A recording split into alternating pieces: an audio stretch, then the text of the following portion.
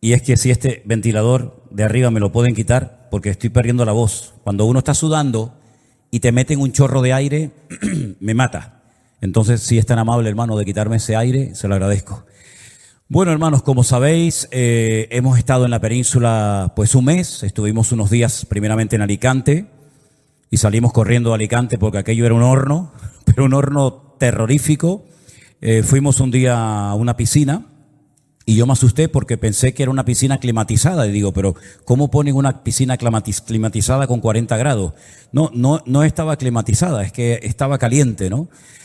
Y bueno, después de ahí nos fuimos, estuvimos en Galicia, estuvimos un domingo predicando en la iglesia del pastor Walter, la iglesia Revive en Cangas, y ya Galicia es otra cosa, ¿no? A pesar de que había días de calor, pero vamos a ver, calor que se puede soportar perfectamente, dormíamos tapados todas las noches y estuvimos con mi suegra Esperanza. Ya ella, sabéis que es muy mayor, tiene ya 93 años, vive sola.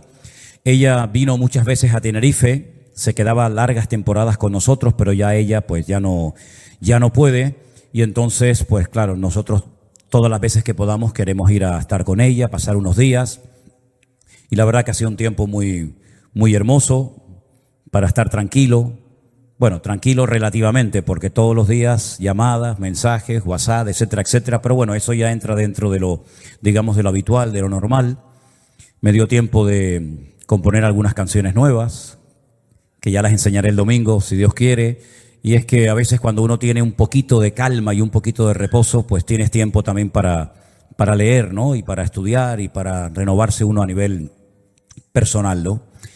Los jóvenes están de campamento. Ese es el motivo por el cual esta tarde hemos intentado hacer la alabanza lo mejor posible, porque todos los jóvenes están en el campamento. Yo agradezco el gran detalle que ha tenido Miguel, Armandito también y Diego, no sé si algún otro, perdone si me olvido algún nombre, de bajar del campamento del Puerto de la Cruz, donde estamos teniendo el campamento, para poder estar aquí en el culto y retransmitir el culto del cual dependen, como sabéis, muchas personas. Oren por el campamento para que sea de bendición. Ya sé que ha habido un campamento de niños, ha habido otro campamento de adolescentes. Por primera vez este año se ha hecho un campamento en la península, concretamente en Toledo, donde hicimos el congreso de la iglesia virtual este año. Allí ha habido un campamento, ya seguramente Anderson nos dará un informe el domingo. Y ese es el motivo por el cual faltan muchos hermanos, sobre todo todos los jóvenes y hermanos que están allí de cocineros, de ayudantes. Pero bueno, damos gracias al Señor por esta oportunidad de estar aquí. Y como decía la hermana, hoy es el cumpleaños de Elena, ya está más mayor que yo. Ella me lleva 2 meses a mí, así que ya me tocará a mí ahora cuando me toque, ¿verdad? Pero estamos muy contentos de estar otra vez aquí en casa, de ver a Priscila, a Matías, al nieto, que cada vez hace más tonterías. Ahora está guapísimo, no me digan que no, ¿eh? No me digan que no, ¿eh? Cualquiera dice que no, ¿eh? Bueno, hermanos queridos, vamos a pasar a la palabra, si os parece, que es lo principal y lo más importante. Yo en esta ocasión os quiero llevar al tercer evangelio. Sabéis que tenemos 4 en la Biblia. El tercer evangelio se llama Lucas y concretamente en el capítulo 8, vamos a poner ahora ahí en la pantalla por si queréis seguir la lectura conmigo. Esta porción que voy a leer incluye 2 historias de 2 personas con problemas, 2 personas que no se conocían entre sí, pero 2 personas que recurrieron a Jesús. Una abiertamente y la otra, digamos, tratando de pasar desapercibida, porque tenía un problema que, ahora lo vamos a leer, le tenía amargada durante 12 años de su vida. Dice la Biblia que no había forma de detener esa especie de hemorragia continuamente que tenía esta mujer, lo cual la convertía en una mujer inmunda. Saben, en la Biblia uno de los temas que más se menciona es el tema de la sangre. Desde el primer libro de la Biblia hasta el último, el tema de la sangre recorre todos y cada uno de los libros de la Biblia. Y el tema de la sangre es muy interesante. De hecho, el nombre Adán lleva la palabra sangre incluida. Adam, Dan, esa sílaba Dan, significa en hebreo sangre. Y dice la Biblia que en la sangre está la vida y en la vida está la sangre.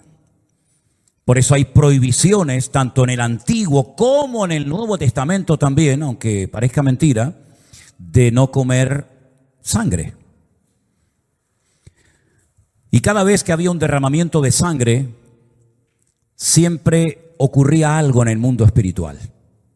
No voy a hablar exactamente de ese tema, pero sí lo estoy mencionando, porque cuando una mujer estaba en su periodo menstrual, se consideraba que estaba inmunda. Incluso tenía que salir de la casa, dormir en una habitación aparte, y después de ese periodo tenía que purificarse, y esto se hacía sumergiéndote en agua, en una especie de piscinita que, como sabéis, se llamaba mikvé.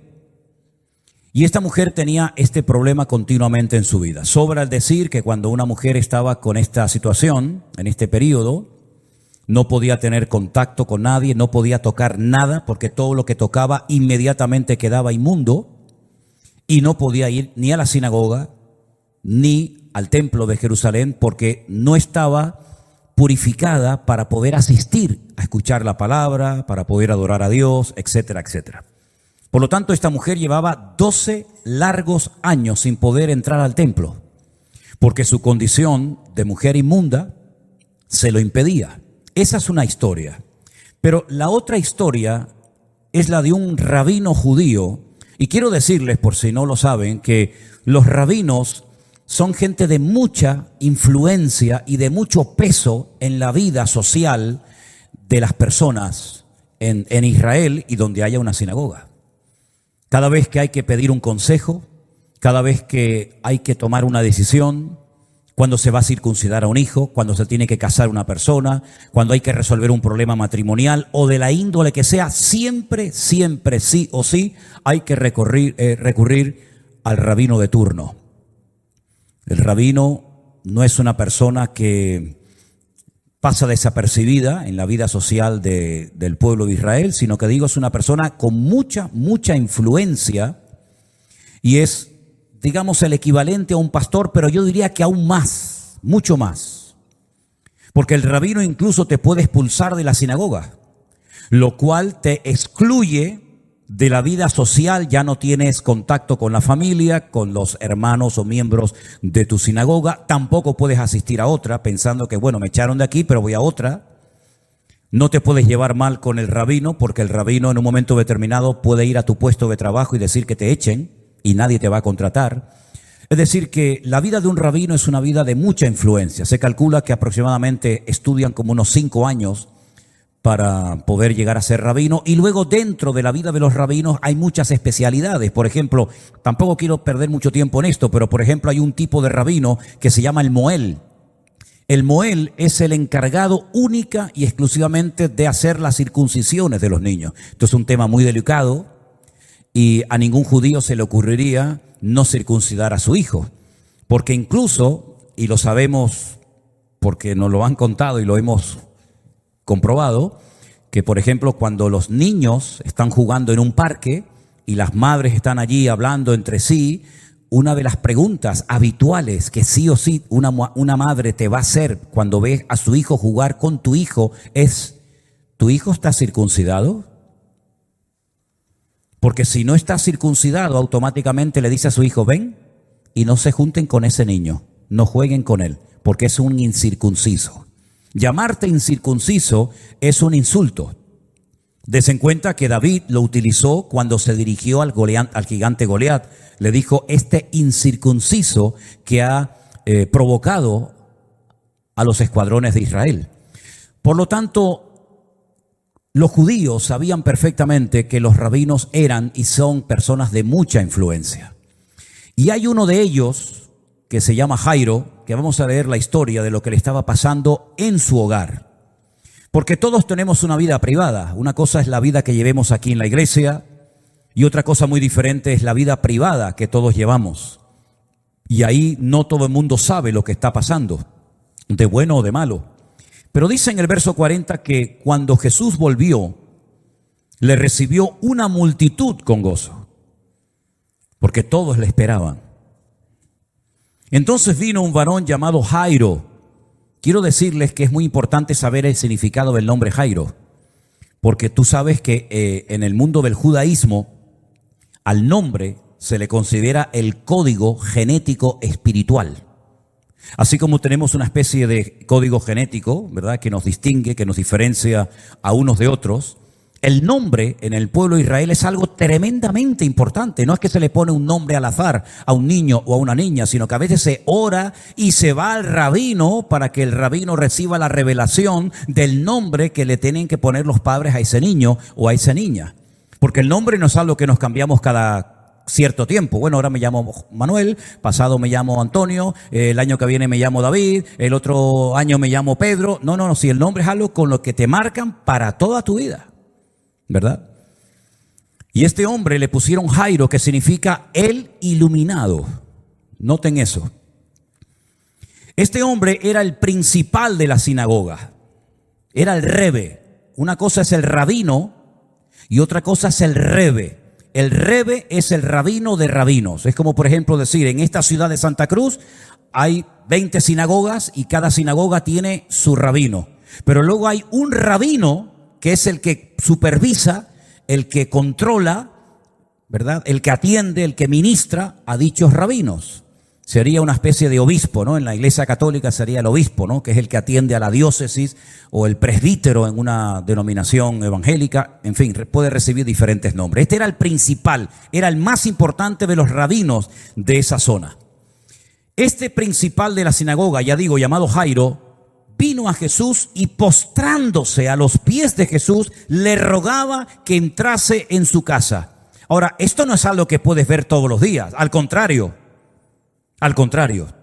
Vamos a ver después cómo los rabinos habían tomado el acuerdo de expulsar de las sinagogas a toda aquella persona que dijera que Cristo era el verdadero Mesías.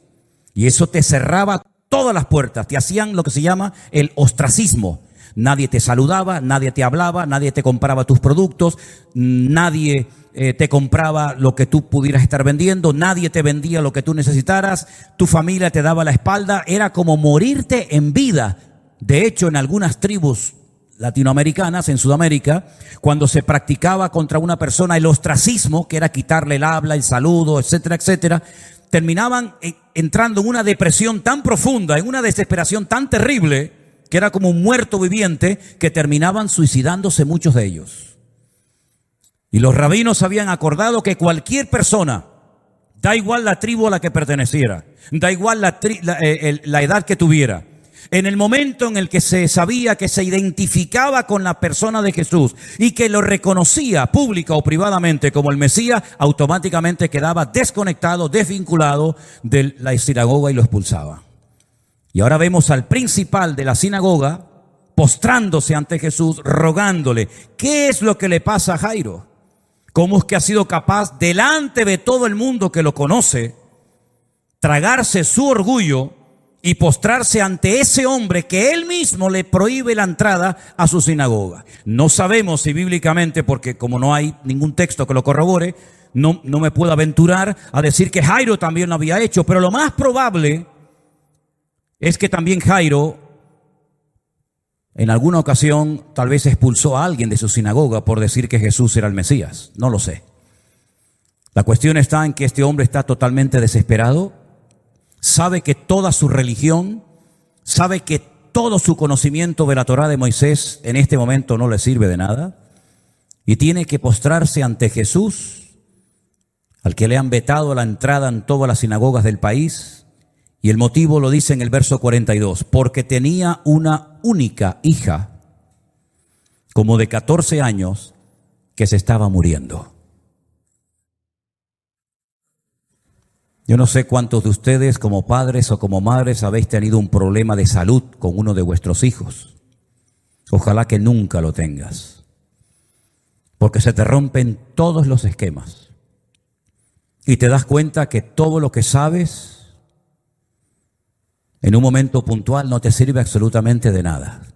Y yo no creo que haya un padre o una madre en el mundo lo suficientemente preparado como para encajar una noticia de una enfermedad, de la índole que sea, en la vida de uno de tus hijos. Eso es algo a lo cual uno no está preparado.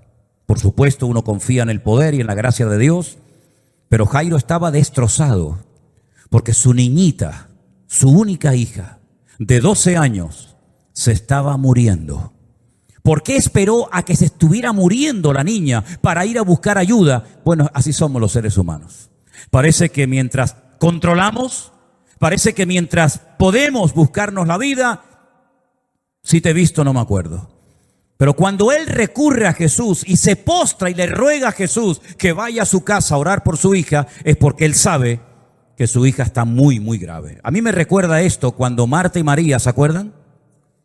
Cuando Marta y María le dicen, le mandan a decir al maestro: Señor, el que tú amas, Lázaro, tu amigo, está enfermo. Ven pronto a orar por él. Efectivamente, estaba tan enfermo que en cuestión de pocos días Lázaro termina muriendo. A mí lo que me dice esta historia, a priori, es que la niña estaba muy, muy grave. Estaba en las últimas horas de vida, porque ahora vais a ver que cuando él llega a Jesús y le está comentando que su hija está a punto de morirse, al rato vienen con el jarro de agua fría y le dicen: no lo molestes más porque tu hija acaba de morir. Luego la enfermedad era efectivamente muy grave. ¿Qué tenía la niña? No lo sabemos. Pero dice que se estaba muriendo. La multitud le oprimía. Yo no sé cómo él fue capaz de llegar hasta donde estaba Jesús cuando había una multitud enorme, pero cuando uno está desesperado se busca camino donde sea. Si tiene que pisar a alguien, si tiene que empujar a alguien, si tiene que, lo que sea, lo hace con tal de llegar a aquel hombre que es el único que yo sé que me puede solucionar el problema que tengo en casa. Pero una mujer, y ahora como que se corta la historia y pasa a otra. Pero vais a ver cómo guarda relación una historia con otra.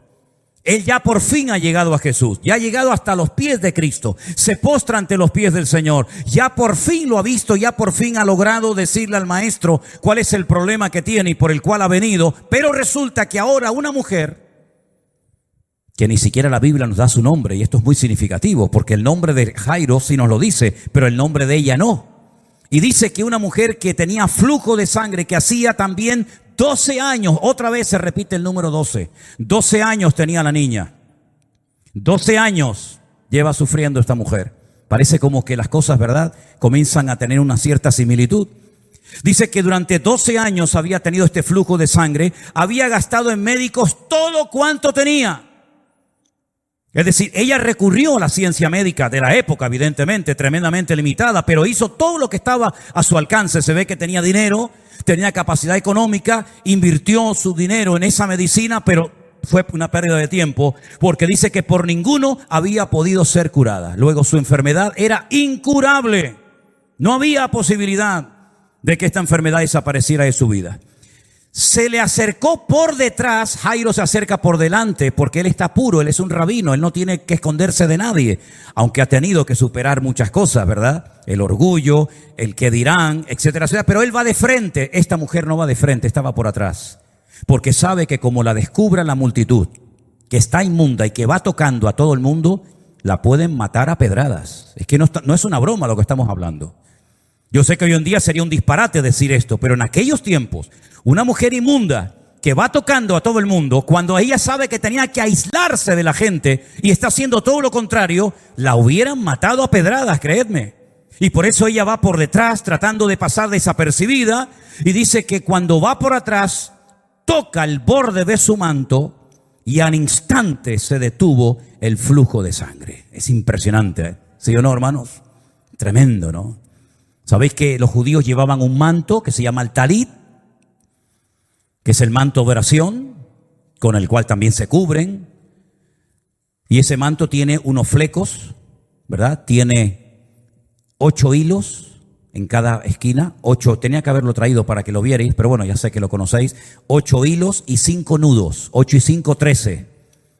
Más el valor numérico de la palabra talit, 613, para que cada vez que se pongan el manto o cada vez que tocan esos flecos, recuerden los 613 mandamientos de la ley de Moisés. Cuando van a leer la palabra, cogen esos flecos, esos tzitzit, como se llaman, y tocan así la Biblia, la tocan, ¿verdad? Y van por la calle siempre tocándolos, y cuando un judío muere, lo entierran con su talit y cortan las esquinas, los tzitzit, y se los dan a la familia porque ya esa persona ha partido a la presencia del Señor. Esa fue la esquina del borde del manto que David le cortó. ¿Se acuerdan a Saúl cuando estaba muerto? Si Dios te ha cortado, si ya Dios no tiene comunión contigo, yo lo voy a hacer literalmente. Y dice que le cortó los flecos de su manto, y entonces, bueno, todos sabemos el resto de la historia. Después él se sintió mal porque lo había hecho, en fin. La cosa es que si Jairo estaba tan desesperado, a pesar del milagro que se acaba de producir de una mujer enferma de flujo de sangre por 12 años, esto a él le está causando problemas, porque el tiempo juega en su contra, porque él tiene prisa, porque cada minuto que pierda, su hija se va a enfermar más. Bueno, prueba de ello es que antes de pasar a esa historia, Jesús se detiene, para colmo, ahora se detiene y pregunta: ¿quién me ha tocado? ¿Qué más da quién le ha tocado? No, pero él dice: yo he notado que ha salido virtud, que ha salido poder de mí. Dice que había una multitud que le apretaba. Sin embargo, alguien le tocó con fe, alguien le tocó con una actitud diferente. Y el Señor lo notó, porque dice que él notó que de su interior salió poder, en este caso poder sanador. Y entonces la mujer, viendo que no había podido pasar desapercibida, vino temblando, versículo 47, y postrándose a sus pies en un acto de misericordia, de clamor, le dice la causa por la que le había tocado y cómo al instante había sido sanada. La mujer sabía que Jesús tenía el poder para decir: primero, me ha tocado una mujer, cosa que jamás se podía hacer. Segundo, me ha tocado una mujer que está impura, luego me ha contaminado. Esta mujer es digna de muerte. Y en ese momento, si Jesús hubiera dicho: apedreen a esta mujer, os aseguro que hasta sus propios discípulos hubieran tirado una piedra para matar a esta mujer por haber contaminado a su Señor, a su Maestro. Por lo tanto, ella está temblando, muerta de miedo, porque ella lo que quería era pasar desapercibida. Ella quería quedar oculta, recibir el milagro, recibir sanidad, callarme la boca, darme la vuelta y marcharme. Pero no lo he conseguido. Solamente he conseguido la sanidad, pero no he pasado desapercibida. Pero el Señor transmite calma, como siempre. A la mente atormentada, a la persona temerosa, el Señor siempre nos va a decir: tu fe te ha salvado, no temas. ¿Cuántos dicen amén? Ese es nuestro Dios. Un Dios que no viene a condenar, sino viene a salvar.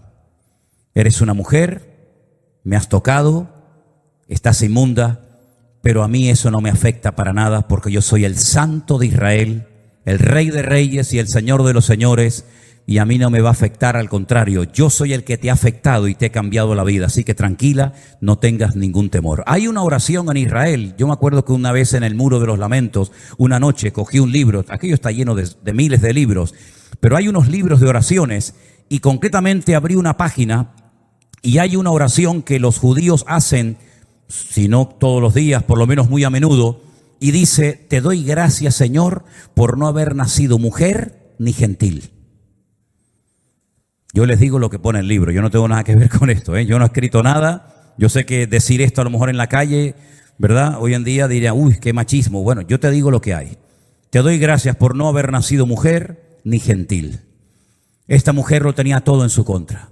Era mujer, estaba inmunda y había tocado a un hombre públicamente, lo cual era digna de muerte según la costumbre de la época. Pero Jesús, ya digo, no vino a condenar, sino a salvar lo que se había perdido. Y esta mujer fue sanada. Esta mujer se fue a su casa contenta, bendecida, y lo que 12 años no había hecho la medicina, el Señor en un instante lo hizo, porque lo que es imposible para los hombres es posible para nuestro Dios. ¿Cuántos dicen amén? Ahora bien, todo es muy bonito, todo precioso, pero no te olvides que ahí hay un padre desesperado que está mirando, bueno, yo decía el reloj, al sol, diciendo: vamos, vamos. Y probablemente por dentro habría dicho: pero yo soy un rabino, yo soy un hombre. ¿Qué hace el Señor perdiendo el tiempo con esta mujer inmunda? Atiéndeme a mí, que yo soy el rabino, yo soy el importante. Esta no se merece nada. Pero el Señor le está enseñando una lección a Jairo, sin palabras. Tan importante es tu necesidad, Jairo, como la necesidad de esta mujer desesperada.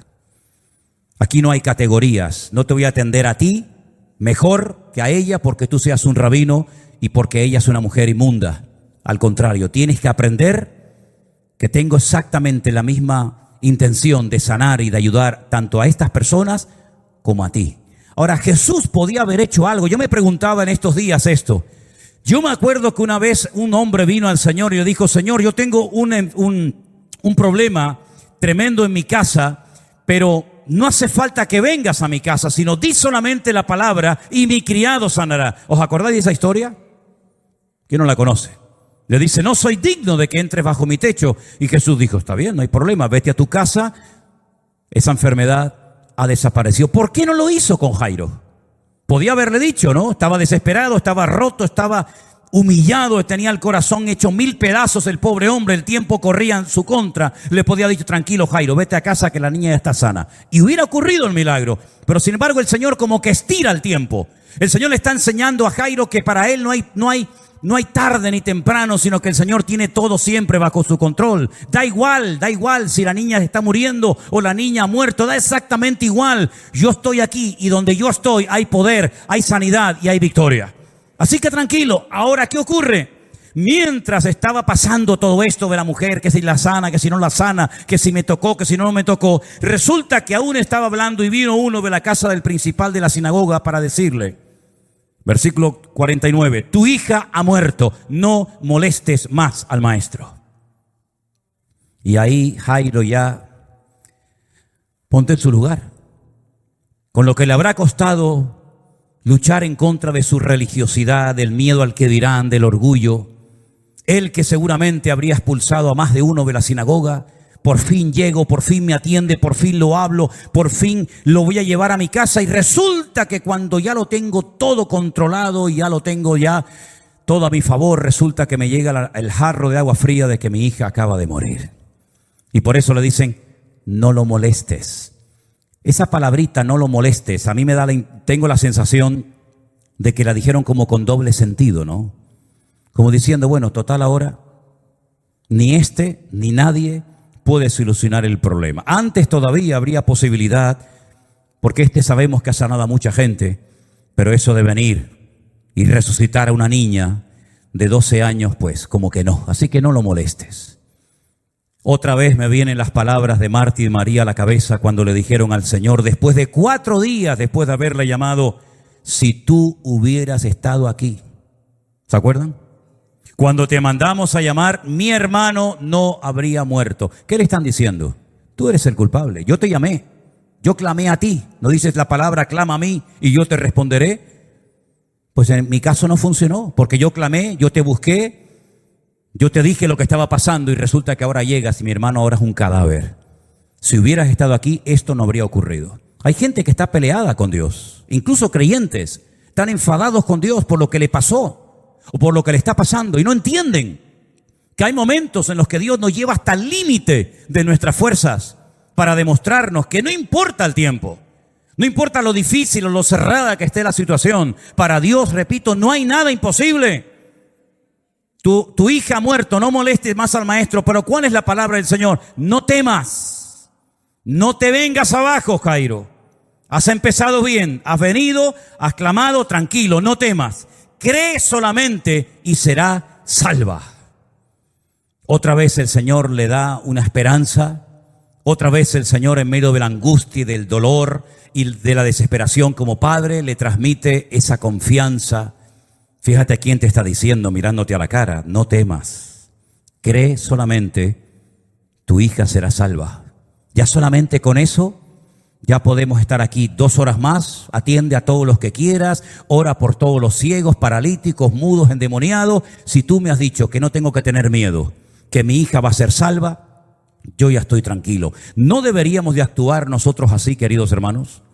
Cuando leemos las promesas del Señor, cuando leemos la Biblia, en nuestra situación, en nuestra enfermedad, en nuestro conflicto matrimonial, económico, de la índole que sea, no deberíamos de tener en mente esas palabras, no temas, tranquila, no te preocupes, cree solamente, todo va a cambiar, yo tengo todo bajo control. No debería ser más que suficiente leer una promesa para decir, tranquilo, no pasa nada, el Señor va a actuar conforme a su poder, ¿verdad?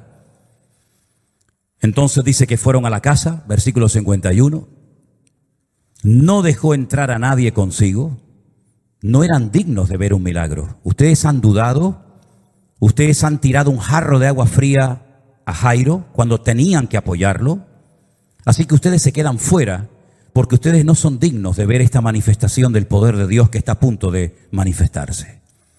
Cuidado cómo hablemos, cuidado cómo hablemos, cuidado cómo opinemos de una situación, porque el Señor te puede decir, ¿sí? ¿Eso crees? ¿Eso has dicho a tu hermano? ¿Eso le has comentado por un WhatsApp a tu hermana? Ahora te quedas aquí y no vas a ver la gloria de Dios. La van a ver otros y te la van a contar, pero tú no la vas a ver ni vas a ser partícipe de eso. Ustedes han tirado un jarro de agua fría a Jairo, entonces ustedes se quedan fuera y solamente 3 de sus discípulos, Pedro, Jacobo y Juan, como habitualmente era, la madre y el padre, entraron. Cuando llegan a la casa, verso 52, todos lloraban y hacían lamentación por ella. Saben que había gente que por dinero iba a los funerales a llorar. Las plañideras, gente que no tenía nada que ver con el cadáver. No era ni pariente, ni amigo, ni nada, sino trabajaban. ¿En qué trabaja? Yo en llorar en los funerales. Mira, se me ha muerto un sobrino, un primo, un perro, un vecino. Y si sí, ¿cuánto cobras? Pues tanto por hora. ¿Quieres que llore con gritos, sin gritos? ¿Me tiro de los pelos? ¿Cómo hago? Eran gente profesional, iban de funeral en funeral, de cementerio en cementerio, llorando por los cadáveres, por los enfermos, por la gente muerta. Y era su trabajo, era su profesión. Y ya estaban allí. Oye, no habían pasado ni 15 minutos y ya estaban allí los que venían a llorar por la niña que recién había muerto. Todavía su cuerpo estaba caliente, pero ya estaban allí llorando y lamentándose. Pero él les dijo, no lloréis, no está muerta, sino que duerme. Fíjate el concepto. No molestes al maestro que la niña ha muerto. Eso es lo que le acaban de decir a Jairo. Pero lo que yo te digo es que la niña está durmiendo. Tenemos que tomar una decisión muchas veces en la vida. ¿A quién le vamos a hacer caso? ¿A lo que dice el periódico o a lo que dice Dios en su palabra? Porque según esto va mal, ¿eh? Y según esto, este país se va al garete. Y según esto, no hay remedio. Y según esto, dice esto y aquello. Y la gente se derrumba porque se creen todo lo que oyen y todo lo que se comenta. Sin embargo, cuando llegan a la palabra de Dios, la cuestionan y dicen, bueno, sí, pero no está muerta, Jairo. Eso es lo que a ti te dicen. Y la gente está reaccionando conforme a su creencia. Creen que está muerta, que no hay remedio, que no hay solución. Y por eso te transmiten su miedo, por eso te transmiten su dolor y por eso están llorando. Pero yo te digo que la niña va a resucitar, así que tranquilo, no pasa nada. Cuando el Señor entró, dice la Biblia, versículo 53, esto es terrible, ¿eh? Yo no sé en la eternidad, cuando llegue el día del juicio, este grupo de gente que aparecen ahí en el verso 53, yo creo que se les va a caer la cara de vergüenza cuando vean sentado a aquel que dijo, tranquilo Jairo, no te preocupes, la niña no está muerta, está dormida. Yo no sé cómo se les va a quedar la cara a estos que dice que se burlaban de él, sabiendo que la niña estaba muerta. Se burlaban de él. Siempre ha habido gente que se ha burlado. Se burlaron de Jesús en la casa de Jairo. Se burlaron de aquellos que hablaban en otras lenguas el día de Pentecostés. ¿Os acordáis? Decían, no, estos están borrachos, están ebrios y tal. Siempre vendrán los burladores. Ya se burlaron de Noé y se han burlado de la iglesia a lo largo de la historia. Tal vez por eso se inventó el famoso refrán, el que ríe último ríe mejor. No lo sé. Pero lo que está bien claro es que siempre ha habido gente que vienen a burlarse, vienen a menospreciar, vienen a cuestionar el mover de Dios. Pero el Señor dice que la tomó de la mano y le dijo, muchacha, levántate. En otro evangelio empleó las palabras en arameo, talita kumi. En arameo, talita kumi, levántate, niña, muchacha, levántate, ¿no? Jesús hablaba en arameo. Y eso fue lo que le dijo a la niña, levántate. Niña, levántate. Volvió su espíritu, inmediatamente se levantó y mandó que le diesen de comer. A mí esto me llama la atención. ¿Será que la niña no comía adecuadamente? ¿Será que la niña tenía problemas de anorexia? Porque resucitar a un muerto y decirle al momento que coma, probablemente A lo mejor los padres se habían olvidado de que esta niña hacía mucho tiempo que o no se alimentaba bien o estaba comiendo muy mal. Entonces hay que cambiar las cosas en el hogar. Mucha sinagoga, mucho culto, mucha predicación, mucho de cara a la galería, pero a esta niña le tienen que dar de comer y la tienen que atender. Porque en la Biblia comer es tener amistad, tener comunión. No se olviden que grandes enseñanzas de Cristo se dieron alrededor de una mesa. Y muchas cosas que el Señor enseñaba, las enseñaba con un plato de comida delante. Y no se olviden ustedes que hasta los grandes negocios y los grandes ricachones del mundo a veces se van a un gran restaurante y alrededor de una buena comida firman un contrato multimillonario que puede cambiar sus vidas o la vida de otra gente.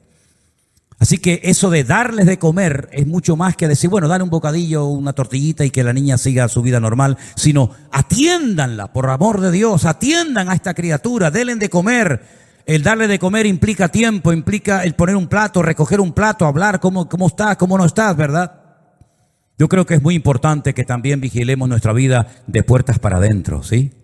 No solamente de puertas para afuera. Vigila tu vida, vigila tu alimentación. Por cierto, ¿estáis comiendo bien? No sé qué es lo que consideráis, amén, comer bien, pero hay cristianos que comen basura y se alimentan muy mal. Y yo creo que es bueno que también cuidemos el aspecto físico, porque la Biblia dice que todo vuestro ser, espíritu, alma y cuerpo sea guardado irreprensible para la venida de nuestro Señor Jesucristo. No te olvides que el cuerpo no es tuyo, querido. No te olvides que tú no eres el propietario de tu cuerpo. El cuerpo es la cáscara, el caparazón donde mora el Espíritu de Dios. Y tienes que cuidar tu salud, tus horas de sueño, lo que comes, lo que no comes, etcétera, etcétera. Darles de comer a esta criatura. Entonces dice que le dieron de comer y sus padres se quedaron atónitos, pero Jesús les mandó que a nadie dijesen lo que había sucedido. A mí me llama muchísimo la atención las dos historias que se cuentan en este pasaje.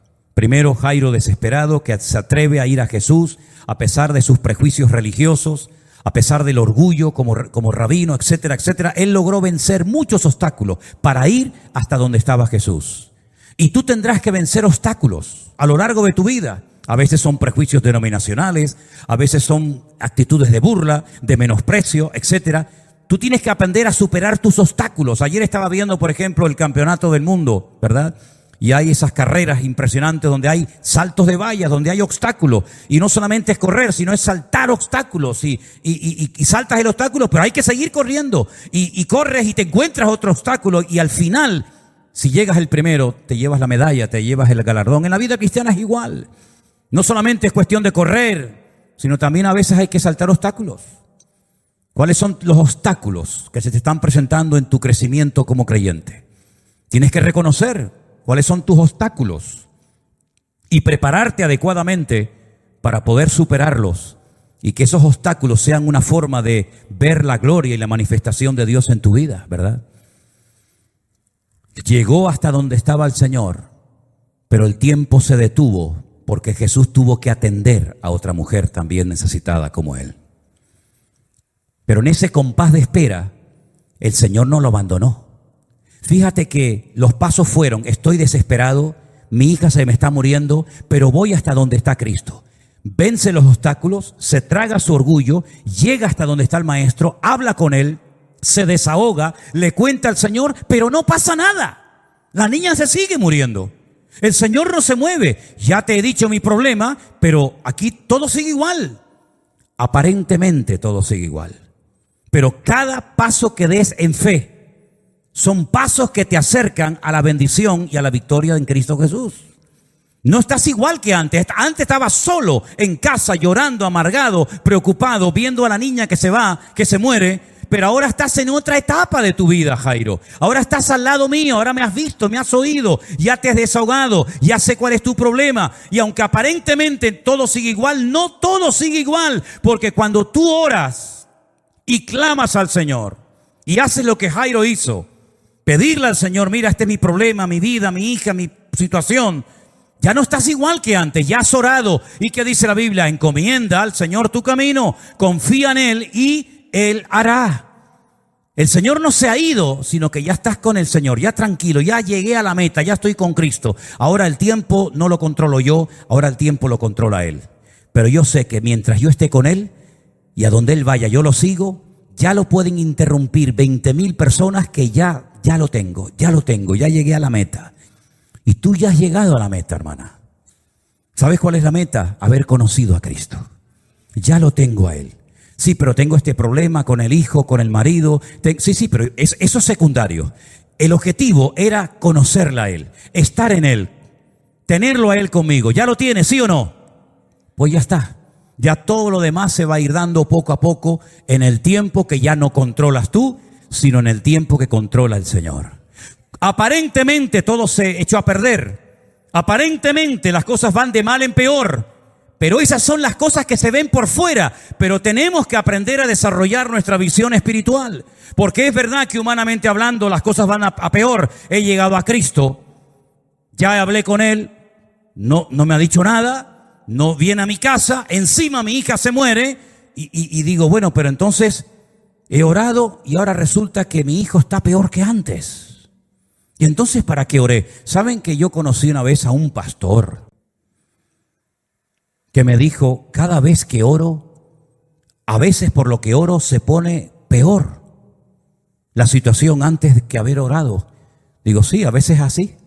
A veces oras por un hijo, por el marido o porque lo que sea, y parece como que la cosa empeora.